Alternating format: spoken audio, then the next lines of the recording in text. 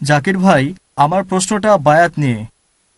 বায়াত নেওয়া কতখানি গুরুত্বপূর্ণ, আহ, আর সেটা কি এখনকার দিনেও প্রযোজ্য, যে সময় কোনো খেলাফত নেই? ভাই প্রশ্ন করলেন বায়াত সম্পর্কে, বায়াত নেওয়া কতটা গুরুত্বপূর্ণ। বায়াত মানে আনুগত্য প্রকাশ করা। আর পবিত্র কোরআন বলছে সূরা মুমতাহিনা অধ্যায় নম্বর 60 আয়াত 12, হে নবী, যখন মুমিন নারীরা তোমার কাছে এসে আনুগত্যের শপথ করে, সূরা মুমতাহিনা অধ্যায় 60 আয়াত 12, এটা হলো বায়াত। তাহলে আমরা বুঝতে পারছি যে ইসলাম ধর্মে যদি খিলাফতের শাসন থাকতো, আর সেটাই সঠিক নিয়ম, খিলাফত থাকলে প্রত্যেক মুসলিমের বায়াত নেওয়া উচিত ছিল খলিফার কাছে।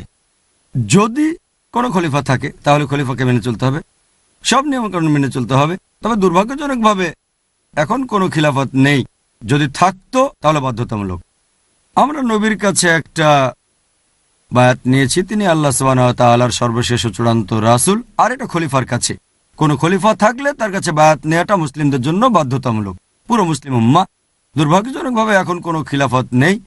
কিছু মানুষ আবার খিলাফত ফিরিয়ে আনার চেষ্টা করছেন, তবে খিলাফত থাকলে বায়াত নেওয়া বাধ্যতামূলক। বায়াত বিভিন্ন লেভেলের আছে। আপনি জিজ্ঞেস করেছেন খলিফার কাছে বায়াতের ব্যাপারে। নবীর কাছে বায়াত যেটা, সেটা আমরা সবাই নিয়েছি। লা ইলাহা ইল্লাল্লাহ মুহাম্মাদুর রাসূলুল্লাহ, আল্লাহ ব্যতীত উপাস্য নেই, মুহাম্মদ সাল্লাল্লাহু আলাইহি ওয়াসাল্লাম আল্লাহর রাসূল, এটা সবাই মানি। 2 নম্বর, যদি খিলাফত থাকতো তাহলে বায়াত নেওয়া বাধ্যতামূলক। এরপর থাকতে পারে কোনো প্রতিষ্ঠানের কাছে বায়াত, সেটা বাধ্যতামূলক না। প্রতিষ্ঠানের যে প্রধান সে লোকের কাছে বায়াত নিলেন। এভাবে নিচে নামতে থাকলে গুরুত্ব কমতে থাকবে। নবীর একটা হাদিস আছে, যদি 2 জন লোক থাকে একজন আমির হবে তাদের মধ্যে। যদি উপরে যান, প্রথমে রাসূল 1 নম্বর, তারপর খলিফা। এরপর খলিফা যদি কাউকে নিয়োগ দেন তাহলে তার কাছে বায়াত নিতে পারেন। নবী সবার উপরে, নবী কাউকে নিয়োগ দিলেন বা খলিফা কাউকে নিয়োগ দিলেন, এরা আসবে পরের লেভেলে। নবী নিয়োগ দিলেন বা খলিফা নিয়োগ দিলেন যে এই লোক হচ্ছে আমার প্রতিনিধি, এটা হবে 3 নম্বর গুরুত্বপূর্ণ। তারপর হয়তো কোনো প্রতিষ্ঠান, এভাবে যত নিচে নামবেন উপরের দিকে বায়াত নেওয়া ফরজ রাসূলের কাছে, খলিফার কাছে। এরপর যদি নিচের দিকে নামতে থাকেন তারপর হয়তো কোনো প্রতিষ্ঠান, তাদের কথা মানতে পারেন না মানতে পারেন, তবে সেখানে আমিরকে মানতে হবে। এমন না যে তাদের সব কথাই মানতে হবে, এমন বাধ্যবাধকতা নাই। নিচের দিকে আসলে গুরুত্ব কম। ধরেন 3 জন লোক একসাথে বের হলো ভ্রমণে, ঘুরে বেড়ানোর জন্য, পিকনিক করতে। সেখানেও ঠিক করতে পারেন একজন আমির।